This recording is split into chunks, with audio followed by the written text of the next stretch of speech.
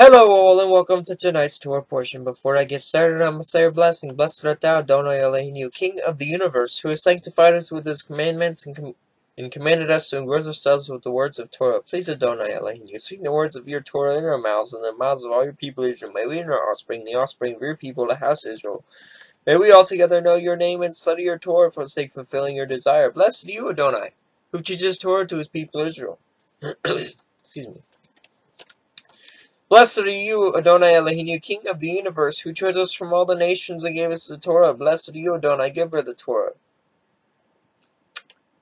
May Adonai bless you and keep watch over you. May Adonai make his presence to light you, may be kind to you. May Adonai bestow favor on you and grant you peace. Today's read is the first part of Terumah, Exodus 25:1 through 27:19. Yahweh said to Moses, "Speak to the people of Israel that they may take for me a contribution. From every man whose heart moves him, you shall receive a contribution for me. And this contribution that you shall receive from them gold, silver, and bronze, blue and purple and scarlet yarns, and fine twined linens, goat hair, tanned rams, skins, goats, acacia wood, oil for the lamp, spices for the anointing oil, and for the fragrance incense, onyx stones, and stones for setting, for the ephod, and for the breastpiece. Let them make me a sanctuary, that I may dwell in their midst, exactly as I show you concerning the pattern of the tabernacle, and of all its furniture, so that you shall make it." Whoops. They shall make an ark of acacia wood, 2 cubits and a half shall be its length, and a cubit and a half its breadth, and a cubit and a half its height. And you shall overlay it with pure gold. Inside and outside you shall overlay it, and you shall make on it a molding of gold around it. And you shall cast 4 rings of gold for it, and put them on its 4 feet. 4 rings on the one side of it, and 2 rings on the other side of it. You shall make pieces of acacia wood, and overlay them with gold. And you shall put the poles into the rings on the ark. They shall not be taken from it. And you shall put into the ark the testimony that I shall give you. You shall make a mercy seat of pure gold. 2 cubits and a half shall be its length, and a cubit and a half its breadth. And you shall make 2 cherubim of gold, one of hammered work you shall make them. On the 2 ends of the mercy seat, make 1 cherub on one end, and 1 cherub on the other. Of one piece with the mercy seat you shall make the cherubim on its 2 ends. The cherubim shall spread their wings out above, overshadowing the mercy seat with their wings, their faces one to another. Toward the mercy seat shall the faces of the cherubim be, and you shall put the mercy seat on the top of the ark. And in the ark you shall put the testimony that I shall give you. There I will meet with you. And from above my mercy seat, from between the 2 cherubim that are on the ark of the testimony, I will speak with you about all that I will give you in commandment for the people of Israel. You shall make a table of acacia wood. 2 cubits shall be its length, a cubit its breadth, and a cubit and a half its height. You shall overlay it with pure gold, and make a molding of gold around it. And you shall make a rim around its headbreadth, wide, and a molding of gold around the rim. And you shall make it 4 rings of gold, and fasten the rings to the 4 corners at its 4 legs. Close to the frame the rings shall lie, as holders for the poles to carry the table. You shall make the poles of acacia wood, and overlay them with gold, and the table shall be carried with these. And you shall make its plates and dishes for incense, and its flagons and bowls with which to pour drink offerings. You shall make them of pure gold. And you shall set the bread of the presence on a table before me regularly. You shall make a lampstand of pure gold. The lampstand shall be made of hammered work, its base, its stem, its cups, its calyxes, and its flowers shall be of one piece with it.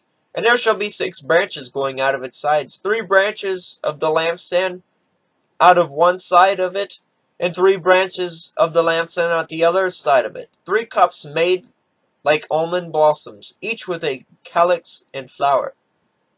On the other branch, so for the 6 branches going out of the lampstand, and on the lampstand itself there shall be 4 cups, made like almond blossoms, with their calyxes and flowers, and a calyx of one piece, with it under each pair of the 6 branches going out from the lampstand. Their calyxes and their branches shall be of one piece with it, the whole of it, a single piece of hammered work of pure gold. You shall make 7 lamps for it, and the lamps shall be set up so as to give light on the space in front of it. Its tongs and their trays shall be of pure gold. It shall be made with all of these utensils out of a talent of pure gold. And see that you make them after the pattern for them, which is being shown you on the mountain. Moreover, you shall make the tabernacle with 10 curtains of fine twined linen, and blue and purple and scarlet yarns. You shall make them with cherubim skillfully worked into them. The length of each curtain shall be 28 cubits, and the breadth of each curtain 4 cubits. All the curtains shall be the same size, 5 cubits. 5 curtains shall be coupled to one another, and the other 5 curtains shall be coupled to one another. And you shall make loops of blue on the edge of the outermost curtain on the first set. Likewise you shall make loops on the edge of the outermost curtain on the second set. 50 loops you shall make on the one curtain, and 50 loops you shall make on the other curtain, that is, the second set.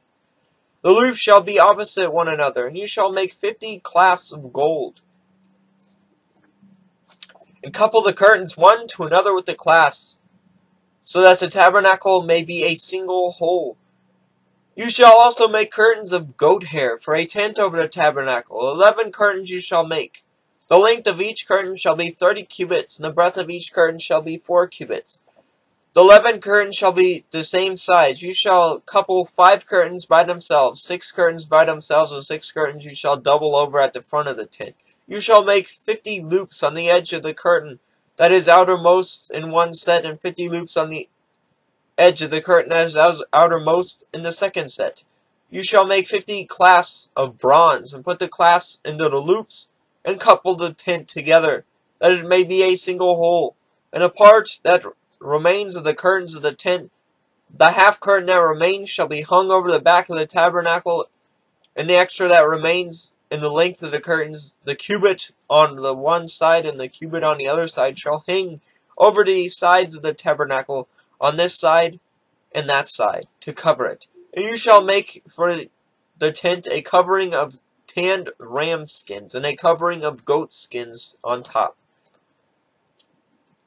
You shall make upright frames for the tabernacle of acacia wood.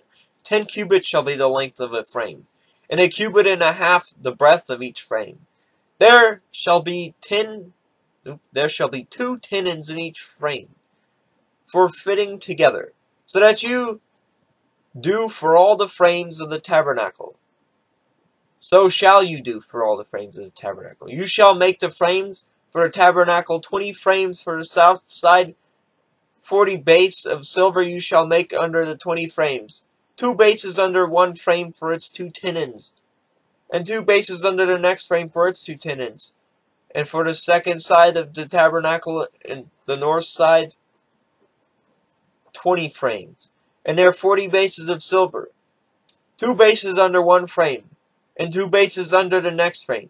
And for the rear of the tabernacle westward you shall make 6 frames. And you shall make 2 frames for corners of the tabernacle in the rear. They shall be separate, beneath, but joined at the top, at the first ring. Thus shall it be with both of them. They shall form the 2 corners. And there shall be 8 frames from their base of silver, 16 bases, 2 under one frame, and 2 bases under another frame. You shall make bars of acacia, 5 for the frames of the one side of the tabernacle, and 5 for the frames of the other side of the tabernacle, and 5 for the frames of the side of the tabernacle at the rear westward. The middle bar halfway up frames you shall run from end to end. You shall overlay the frames with gold and make their rings of gold for holders for the bars. And you shall overlay the bars with gold. And you shall erect the tabernacle according to the plan for it that you were shown on the mountain. You shall make a veil of blue and purple and scarlet yarns and fine twined linen, and it shall be made with cherubims skillfully worked in. And you shall hang it on 4 pillars of acacia overlaid with gold, with hooks of gold, on 4 bases of silver. And you shall hang the veil from the clasps, and bring the ark of the testimony in there within the veil. And the veil shall separate you from the holy place. Separate for you the holy place from the most holy. You shall put this mercy seat on the ark of the testimony in the most holy place. And you shall set a table outside the veil, the lampstand on the south side of the tabernacle opposite the table. And you shall put the table on the north side. You shall make a screen for the entrance of the tent, of blue, purple, and scarlet yarns, and fine twined linen, embroidered with needlework. And you shall make for the screen 5 pillars of acacia, and overlay them with gold. Their hooks shall be of gold. And you shall cast 5 beams. You shall cast 5 bases of bronze for them. You shall make the altar of acacia wood, 5 cubits long and 5 cubits broad. The altar shall be square, and its height shall be 3 cubits. And you shall make horns for it on its 4 corners. Its horns shall be of one piece with it. And you shall overlay it with bronze. And you shall make pots for it to receive its ashes, and shovels and basins and forks and fire pans. And you shall make all of its utensils of bronze. And you shall also make for it a network of bronze. And on a net you shall make 4 bronze rings at its 4 corners. And you shall set it under the edge of the altar, so that the next extends halfway down the altar. And you shall make poles for the altar, poles of acacia wood, and overlay them with bronze. And the poles shall be put through the rings, that the poles are on the 2 sides of the altar when it is carried. You shall make it hollow with boards, as it has been shown to you on the mountain, so shall it be made. You shall make the court of the tabernacles. On the south side of the court shall be hangings of fine twined linen, and 100 cubits long for one side. Its 20 pillars and their 20 bases shall be of bronze, but the hooks of the pillars and their fillets should be silver. And likewise for its length on the north side there shall be hangings, and 100 cubits long. Its pillars 20, and their bases 20, of bronze, but the hooks of the pillars and their fillets shall be of silver. And for the breadth of the court on the west side there shall be hangings for 50 cubits, with 10 pillars and 10 bases. The breadth of the court on the front to the east shall be 50 cubits. The hangings for the one side of the gate shall be 15 cubits, with their 3 pillars and 3 bases. On the other side of the hangings shall be 15 cubits, and their 3 pillars and bases. For the gate of the court shall be a screen 20 cubits long, of blue and purple and scarlet yarns, and fine twined linen, embroidered with needlework. It shall have 5 pillars, with them 4 bases. It shall have 4 pillars, and with them 4 bases. All the pillars around the court shall be filleted with silver. Their hooks shall be of silver, their bases of bronze. The length of the court shall be 100 cubits, and its breadth 50, and the height 5 cubits, with hanging of fine twined linen and bases of bronze. All the utensils of the tabernacle for every use, all its pegs, and all the pegs of the court shall be done of bronze.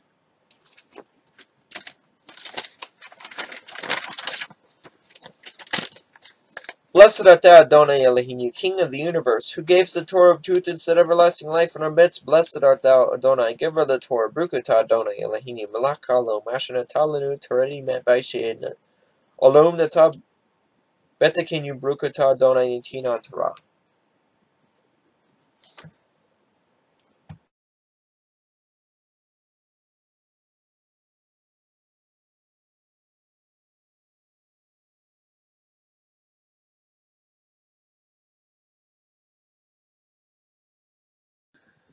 Hello all, and welcome to tonight's Torah portion. Before I get started, I'm going to say our blessing.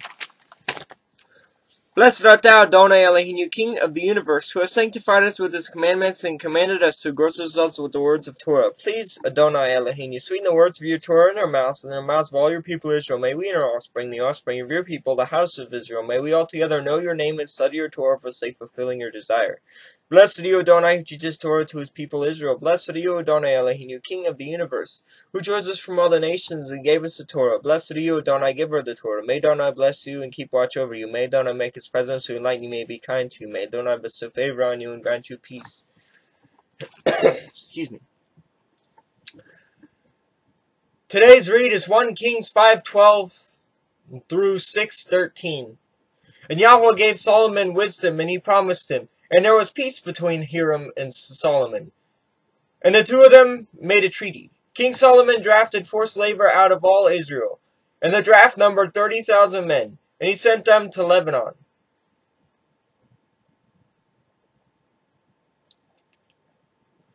10,000 a month in shifts. They would be a month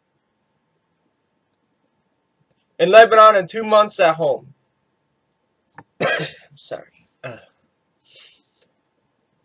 Adoniram was in charge of drafts. Solomon also had 70,000 burden bearers and 80,000 stone cutters in the hill country, besides Solomon's 3,000 chief officers who were over the work, who had charge of the people who carried on the work. At the king's command, they quarried out great, costly stones in order to lay the foundation of the house with dressed stones. So Solomon's builders and Hiram's builders and all the men of Gubal did the cutting and prepared the timber and the stone to build the house. In the 480th year, after the people of Israel came out of the land of Egypt, in the 4th year of Solomon's reign over Israel, in the month of Ziv, which is the 2nd month, he began to build the house of Yahweh. The house that King Solomon built for Yahweh was 60 cubits long, 20 cubits wide, and 30 cubits high. The vestibule in front of the nave of the house was 20 cubits long, equal to the width of the house, and 10 cubits deep in front of the house. And he made for the house windows with recessed frames. He also built a structure against the wall of the house, running around the walls of the house, both the nave and the inner sanctuary. And he made side chambers all around. The lowest story was 5 cubits broad, and the middle one was 6 cubits broad, and the third was 7 cubits broad. For around the outside of the house he made offsets in the wall in order that the supporting beams should not be inserted into the walls of the house. When the house was built, it was with stone prepared at the quarry, so that neither hammer nor axe nor any tool of iron was heard in the house while it was being built. The entrance for the lowest story was on the south side of the house, and one went up by stairs to the middle story, and from the middle story to the third. So he built the house and finished it. And he made the ceiling of the house of beams and planks of cedar. He built the structure against the whole house, 5 cubits high, and it was joined to the house with timbers of cedar. Now the word of Yahweh came to Solomon concerning this house that you are building. If you will walk in my statutes and obey my rules and keep my commandments and walk in them, then I will establish my word with you when I spoke to David your father. And I will dwell among the children of Israel and will not forsake my people Israel. Blessed art thou, Adonai Eloheinu, King of the universe, who gave us the Torah of truth and set everlasting life in our midst. Blessed art thou, Adonai, giver of the Torah. Brukata Adonai Eloheinu, Malach Alom, Asher Natal Lanu Torah Met Vaishye Elom, Notabet Ekinu Brukata Adonai Nitina Torah.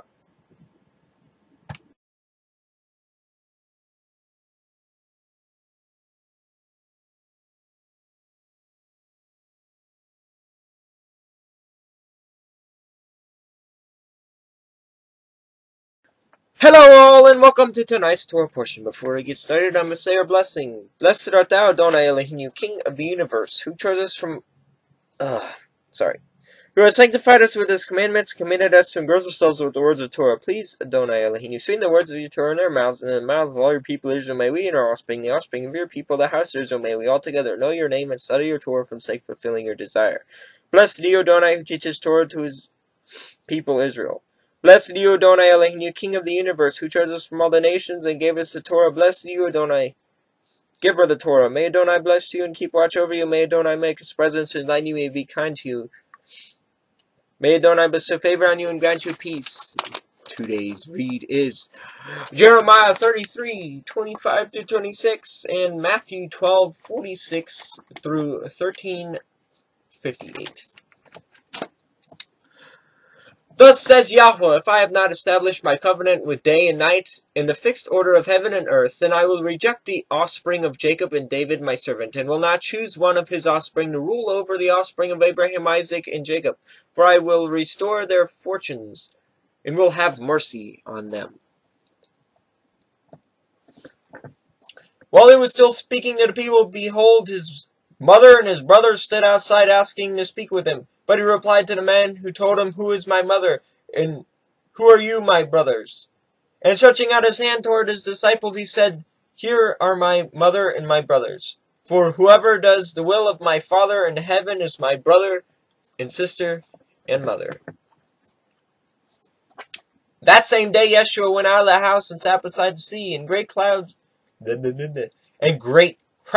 gathered about him, so that he got into a boat and sat down, and the whole crowd stood on the beach. And he told them many things in parables, saying, A sower went out to sow, and as he sowed, some seeds fell among the path, and the birds came and devoured them. Other seeds fell on rocky ground, where they did not have much soil, and immediately they sprung up, and since they had no depth of soil. But when the sun rose, they were scorched, and since they had no root, they withered away. Other seeds fell among the thorns, and the thorns grew up and choked them. Other seeds fell on good soil, and produced grain, and some 100-fold, some 60, some 30. He who has ears, let him hear. Then the disciples came to him, Why do you speak to them in parables? And he answered them, To you it has been given to know the secrets of the kingdom of heaven, but to them it has not been given. For to the one who has, more will be given, and he will have an abundance. But from the one who has not, even what he has will be taken away. This is why I speak to them in parables, because seeing they do not see, and hearing they do not hear, nor do they understand. Indeed, in their case, the prophecy of Isaiah is fulfilled, that says, You will indeed hear, but never understand, and you will indeed see, but never perceive. For this people's heart has grown dull, and with their ears they can barely hear, and their eyes they have closed, lest they should see with their eyes, and hear with their ears, and understand with their heart, and turn, and I will heal them. But blessed are your eyes, for they see, and your ears, for they hear. For truly I say to you, many prophets and righteous people have longed to see what you see, and did not see it, and to hear what you hear, and did not hear it. Hear then the parable of the sower. When anyone hears the word of the kingdom and does not understand it, the evil one comes and snatches away what has been sown in his heart. This is what is sown along the path. As for what is sown on rocky ground, this is the one who hears the word and immediately receives it with joy, yet he has no root in himself, but endures for a while. And when tribulation and persecution arises on account of the word, immediately he falls away. As for what was sown among the thorns, this is the one who hears the word, but the cares of the world and the deceitfulness and riches choke the word, and it proves unfruitful.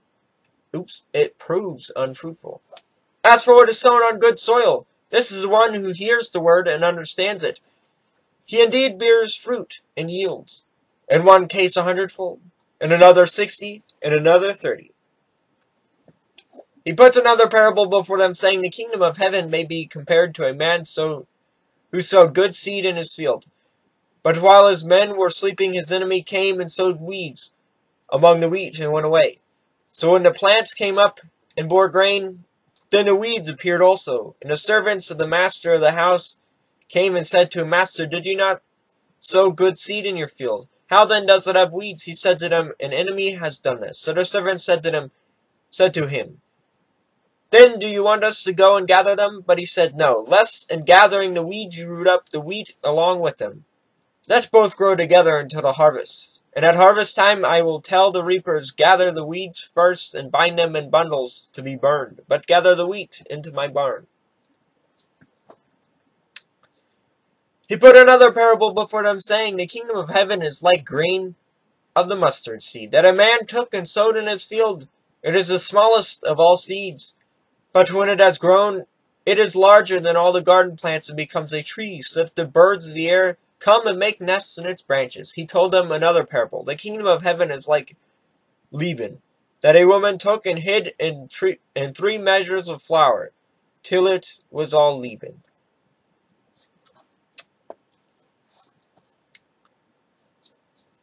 All these things Yeshua said to the crowds in parables. Indeed, he said nothing to them without a parable. This was to fulfill what was spoken by the prophet. I will open my mouth in parables. I will utter what has been hidden since the foundation of the world. Then he left the crowds and went into the house. And his disciples came to him, saying, Explain to us the parable of the weeds in the field. He answered, The one who sows the good seed is the Son of Man. The field is the world. And good seed is the sons of the kingdom. The weeds are the sons of the evil one. And the enemy who sowed them is the devil. The harvest is at the end of the age, and the reapers are angels. Just as weeds are gathered and burned with fire, so will it be at the end of the age. The Son of Man will send his angels, and they will gather out of his kingdom all causes of sin and lawbreakers, and throw them into the fiery furnace. In a place there will be weeping and gnashing of teeth. Then the righteous will shine like the sun in the kingdom of their Father. He who hears, let him hear. The kingdom of heaven is like treasure hidden in a field, which a man found and covered up. Then in his joy he goes and sells all that he has and buys that field. Again, the kingdom of heaven is like a merchant in search of fine pearls, who on finding one pearl of great value went and sold all that he had and bought it. Again, the kingdom of heaven is like the net that was thrown into the sea and gathered fish of every kind. When it was full, the men drew it ashore and sat down and sorted the good into containers, but threw away the bad. So it will be at the end of the age. The angels will come out and separate the evil from the righteous and throw them into the fiery furnace. In that place there will be weeping and gnashing of teeth. Have you understood all these things? I said to him, Yes. And he said to them, Therefore every scribe who has been trained for the kingdom of heaven is like a master of a house, who brings out of his treasure what is new and what is old. And when Yeshua had finished these parables, he went away from them and came to his hometown. He taught them in their synagogues, so that they were astonished and said, Where did this man get this wisdom and these mighty works? Is not this the carpenter's son? Is not his mother called Mary? And are not his brothers James and Joseph and Simon and Judas? And are not all his sisters with us? Where then did this man get all these things? And they took offense at him. But Yeshua said to them, A prophet is not without honor except in his hometown and in his own household.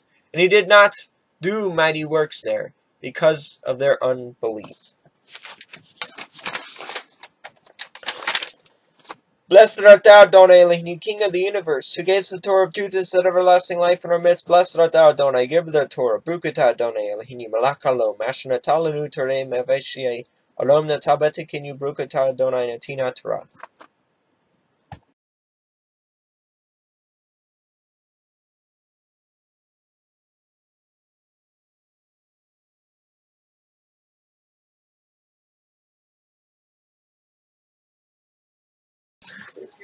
Hello all, and welcome to tonight's Torah portion. Before I get started, I'm going to say your blessing. Blessed art thou, Adonai Elohim, King of the universe, who has sanctified us with his commandments, and commanded us to engross ourselves with the words of Torah. Please, Adonai Elohim, you sweeten the words of your Torah in our mouths and in the mouths of all your people, Israel, may we and our offspring, the offspring of your people, The house of Israel, may we all together know your name and study your Torah for sake fulfilling your desire. Blessed are you, Adonai, who teaches Torah to his people Israel. Blessed are you, Adonai, Elohim, you King of the universe, who chose us from all the nations and gave us the Torah. Blessed are you, Adonai, giver of the Torah. May Adonai bless you and keep watch over you. May Adonai make his presence to you, and you may be kind to you. May Adonai bestow favor on you and grant you peace. Today's read is Hebrews 8:1. This is the first read. Now the point in what we are saying is this: we have such a high priest, one who is seated at the right hand of the throne of the majesty in heaven, a minister to the holy places in the true tent, that the Lord set up, not man. For every high priest is appointed to offer gifts and sacrifices, thus it is necessary for this priest also to have something to offer. Now, if he were on earth, he would not be a priest at all, since there are priests who offer gifts according to the law. They serve a copy and shadow of the heavenly things. For when Moses was about to erect a tent, he was instructed by Elohim, saying, "See that you make everything according to the pattern that is shown you on the mountain." But as it is, Hamashiach has obtained a ministry that is as much more excellent than the old, as the covenant he mediates is better, since it is enacted on better promises. Hebrews 9:23 through 24. Thus it was necessary for the copies of the heavenly things to be purified with these rites, but the heavenly things themselves with better sacrifices than these. For Hamashiach has entered, not into a holy place made with the hands, which are copies of true things, but into heaven itself, now to appear in the presence of Elohim on our behalf. Hebrews 10:1. For since the law was but a shadow of the good things to come, instead of the true form of these realities, it can never, by the same sacrifices that are continually offered every year, make perfect those who draw near. Since this is the last video, I have one question. How are all these related? Thank you for watching.